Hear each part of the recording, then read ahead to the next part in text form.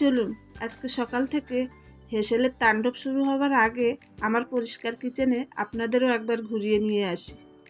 আজকে তো আর প্রাতঃভ্রমণে নিয়ে যাইনি আপনাদের, তাই ভাবলাম আমার হেসেলটাকেই আপনাদের ঘুরিয়ে দিই। আর এটা কিন্তু সত্যি, সকালে ঘুম থেকে উঠে একদম ফ্রেশ কিচেন দেখলে মনটাও কিন্তু ফ্রেশ হয়ে যায়, আর কাজের এনার্জি দুগুণ বেড়ে যায়। এদিকে এ ঘরও অন্ধকার, মজুমদার উঠে ফ্রেশ হতে বাথরুমে গেছে।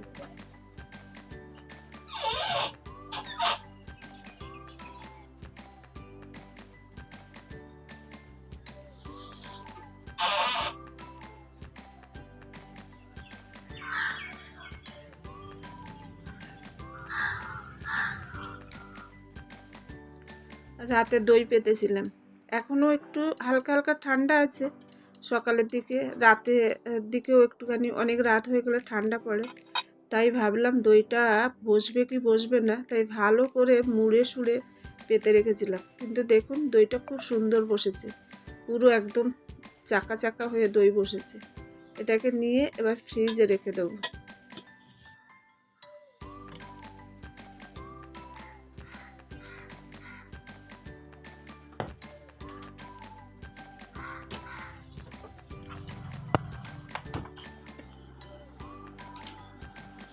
যতই দেরি হোক আর যতই সকাল সকাল উঠি, চা খাবার টাইম কিন্তু 8টার আগে, মানে ওই 7:30। কারণ মজুমদারের চা খাওয়ার পরে একটা মেডিসিন থাকে, তাই পাক্কা 8টার আগে ওর চাটা খেতে হয়।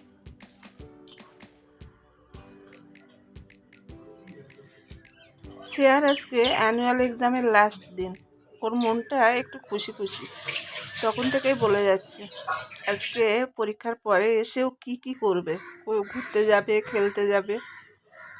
ওর খুশিটা আজ আমি ভালোভাবে বুঝতে পারছি, কারণ আজকের ওর এই দিনটা একদিন আমারও এই দিন ছিল, আর আমিও এই দিনটা পেরিয়ে এসেছি। যেদিন অ্যানুয়াল এক্সাম শেষ হতো মনে হতো পুরো পৃথিবীটা যেন আমার মতো এই পৃথিবীতে আর কেউ খুশি নয়। বাড়ি এসে মা কাজ বললে একটু বেশি বেশি কাজ করে ফেলতাম, খেলতে গেলে খেলার টাইম একটু বেশিই নিতাম, আরও যে কী কী করতাম তার আনাগোনা ছিল না। কেমন না, যখন আপনি যে স্টেজে থাকবেন সেই স্টেজের মর্ম আপনি কখনোই বুঝতে পারবেন না। যখন ওর মতো বয়সে ছিলাম তখন বুঝতেই পারতাম না যে এই বয়সটার মর্ম কী কী জীবনে হারিয়ে যাচ্ছে, যেগুলো আর কোনো দিন হাজার মাথা কুটলেও ফিরে পাবো না। যাই হোক, আজকে একটু বেশি ইমোশনাল হয়ে পড়লাম, কিন্তু আমার মনে হয় আমার কথাও শুনে আপনাদের ছোটোবেলাটা মনে পড়ে গেছে। কার কার কী কী মনে পড়েছে একবার অবশ্যই কমেন্টে লিখে জানাবেন।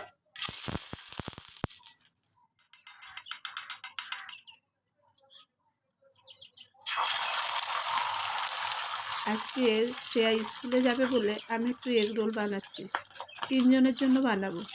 মজুমদার এগরোল খাবে না, মজুমদারের জন্য আলাদা রুটি তরকারি বানিয়ে দিয়েছি, মজুমদারের খাওয়া হয়ে গেছে।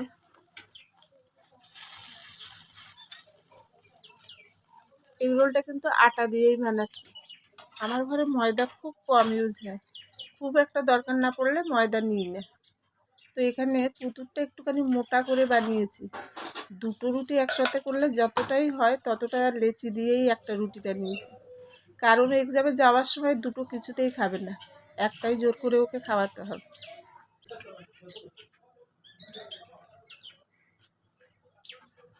এটার উপরে আমি একটু টমেটো সস দেবো একটু চিলি সস, আর পাশেই কেটে রেখেছি শসা, পেঁয়াজ, কাঁচা লঙ্কা আর ধনেপাতার কুচি, এগুলো অল্প অল্প করে দিয়ে দেবো এর উপর।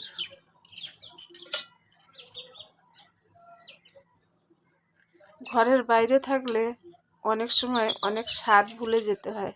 হ্যাঁ, এখানে রোল পাওয়া যায়, কিন্তু আমাদের সেই স্বাদই পাওয়া যায় না, তাই মাঝে মাঝে ঘরে বানিয়ে নিজেদের রসনা তৃপ্তি করি। যদিও এই রোলটা খেতে কিন্তু দারুণ হয়েছিল।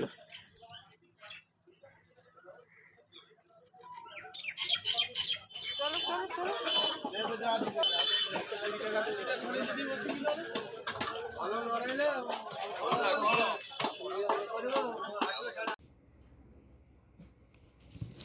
একটু তাড়াতাড়ি করে ব্রেকফাস্ট বানিয়েই মজুমদারের সাথে মাছের বাজারে চলে গেছিলাম। ঘরে এক ফোঁটাও মাছ ছিল না, আজকে মাছ আনতে হতো।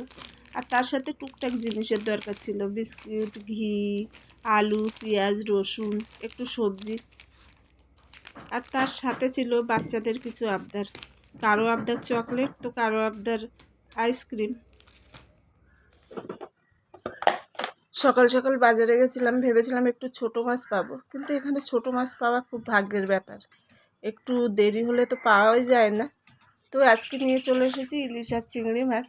ইলিশটা তো কাটাই ছিল, তাই ভালো করে ধুয়ে দিয়েছি। আর যেগুলো আর ব্যবহার হবে না আজ, সেগুলো ফ্রিজে রেখে দেবো।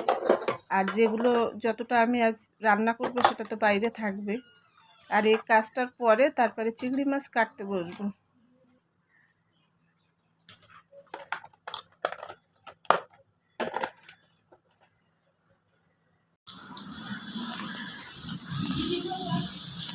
হ্যাঁ দিদি, ইয়া ডাকছে বোন।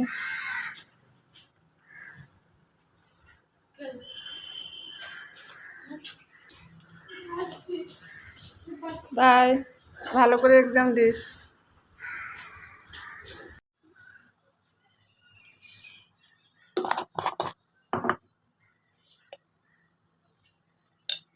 মাছগুলো ফ্রিজে রাখতে রাখতে সে আর স্কুলে যাওয়ার টাইম হয়ে গেছে, ওই স্কুলে চলে গেল। তারপরে আমি এখন ইলিশ মাছটাই লবণ হলুদ মাখিয়ে রাখছি, কারণ চিংড়ি মাছ কাটতে বসলেও অনেকটা টাইম লেগে যাবে, ততক্ষণে মাছগুলো নরম হয়ে যেতে পারে।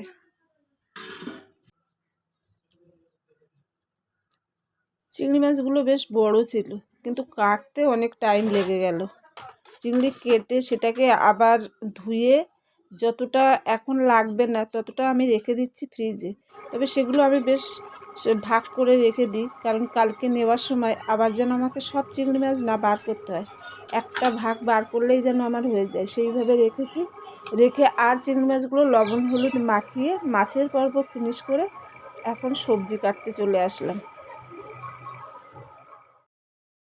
এঁচড় কিন্তু কখনো কেটে রেখে খাওয়া যায় না। এমন এঁচড় এনেছে যে একবারেই যে এক সাজে হয়ে যাবে সেটাও নয়। হাফ কালকে কেটে নিরামিষ বানিয়েছিলাম, কিন্তু আজকে ফের আবার রান্না করতে হচ্ছে এঁচড়, কারণ এটাকে যদি আর একদিন রাখা যায় তাহলে এটা রান্না করে আর কোনো লাভ নেই, কোনো স্বাদই পাওয়া যাবে না রান্নার পরে। সকালের দিকটা এমনিই অনেক কাজ থাকে, কাজ করতে করতে বসারই সময় হয় না, আর তার উপরে যদি বাইরে যেতে হয় তাহলে তো আর কথাই নেই। তো মার্কেটে গেছিলাম, তারপরে এসে অতগুলো চিংড়ি মাছ কাটতে হয়েছে, তার জন্য অনেকটাই দেরি হয়ে গেছে। তাই একদম নাকে মুখে করে জলদি জলদি কাজ সারার চেষ্টা করছি। এদিকে আর যা যা রান্না হবে সব কেটে কুটে নিয়েছি, এখানে তো এঁচড়টা কেটেইছি। আর আজকে কিন্তু সর্বপ্রথম গরমের যে নোটে শাক হয়, এখানে নোটে শাক বলে, সাদা সাদা যে ছোট ছোট শাকগুলো হয় লাল শাকের মতো, সেটাই আছে, সেটা আজকে হবে। আর এখানে ইলিশ আছে, চিংড়ি আছে, আর পেঁয়াজ রসুন আদা টমেটো যা যা দরকার মোটামুটি কেটে নিয়েছি। আর তার সাথে ভাতটাও কিন্তু হয়ে গেছে, ভাতটা যখন সবজি কাটছিলাম বসিয়ে দিয়েছিলাম। রান্নার জন্য সমস্ত উপকরণ রেডি করে নিয়েছি, স্নানে যাব, স্নান সেরে এসে রান্নাটা বসাবো। কিন্তু সুইপার তো একদম সকালে এসে ডাস্টবিন নিয়ে গেছে, আর আমি এখন বসে বসে চিংড়ি মাছ কাটলাম। তো এইগুলো যদি না ফেলে যাই তাহলে ঘরে পুরো গন্ধ হয়ে যাবে, তাই একদম এটা ফেলে তারপরে স্নানে যাব।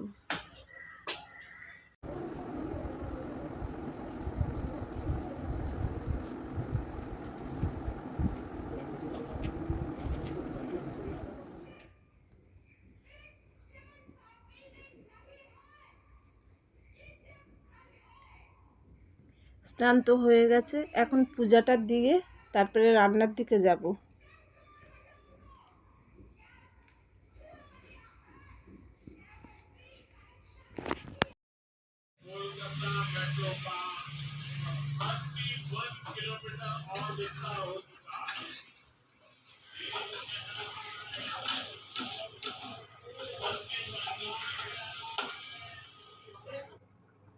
নোটে শাকটা কিন্তু খুব কচি ছিল, যার জন্য পুরো এক গামলা শাক কমে একটুখানি হয়ে গেছে। শাক তো হয়ে গেছে, এবার সর্ষে ইলিশ বানাবো। তার জন্য দেখুন এখানে বড় 1 টেবিল চামচের মতো, 1 টেবিল নয় 1.5 টেবিল চামচ সর্ষে নিয়েছি, আর 1 টেবিল চামচের মতো জিরে নিয়েছি, আর 2টো শুকনো লঙ্কা নিয়েছি। এটাকে সুন্দর করে পেস্ট বানিয়ে নেব।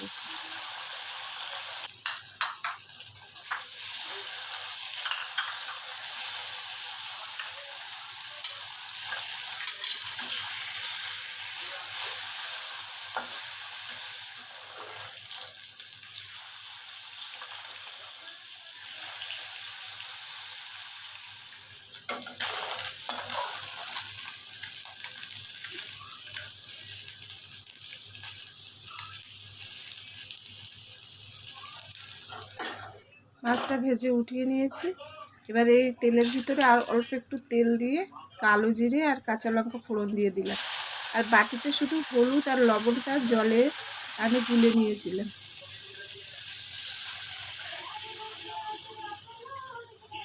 সর্ষে জিরে আর শুকনো লঙ্কার যে পেস্টটা বানিয়েছিলাম সেটা আমি একদম ছেঁকে দিচ্ছি। সর্ষে বাটা আমি সবসময় ছেঁকেই দিই, নইলে সর্ষের যে খোসাগুলো থাকে সেগুলো কিন্তু সবার সহজে হজম হয় না, আর গ্যাস অম্বলও হয়।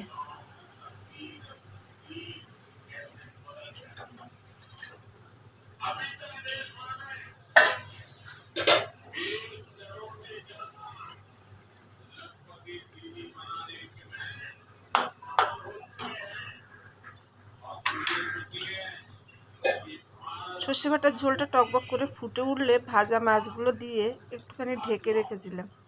এখন কিন্তু এটা হয়ে এসছে, আর আমি যেহেতু কম তেল ইউজ করেছি, আর এখন ইলিশ মাছের অত একটা তেল হয় না, তো তার জন্য ওপর থেকে একটুখানি সর্ষের তেল ছড়িয়ে দিলাম।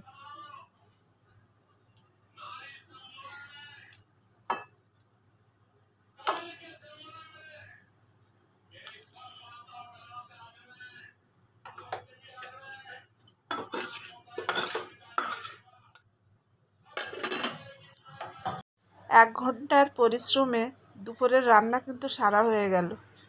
রান্না করেছি নোটে শাক দিয়ে চিংড়ি মাছ, আর এঁচোড় আলু চিংড়ি মাছ, আর তার সাথে সর্ষে ইলিশ।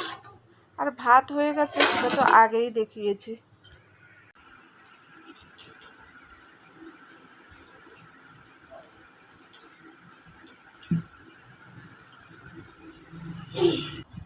তখন বললাম না, শ্রেয়ার আজকে অ্যানুয়াল এক্সামের শেষ দিন, ব্যাস খাওয়ার পর থেকে শুরু করেছে, চলো খেলতে হবে, আমার সাথে খেলতে হবে।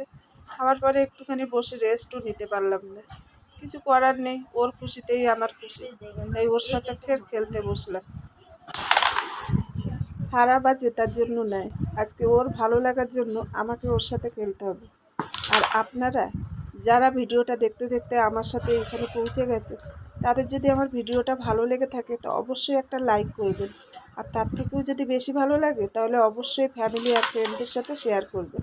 আর আপনাদের জন্য কোনো মূল্যবান মন্তব্য আমার ভিডিওর জন্য থেকে থাকে তাহলে কমেন্টের মাধ্যমে লিখে জানাবেন, আর সাবস্ক্রাইব করবেন অবশ্যই। তাহলে আজকের ভিডিওটা এখানে রাখছি। আপনারা সবাই ভালো থাকবেন, সুস্থ থাকবেন, আর আমার পরবর্তী ভিডিওর জন্য এই সময়ে অপেক্ষা করবেন।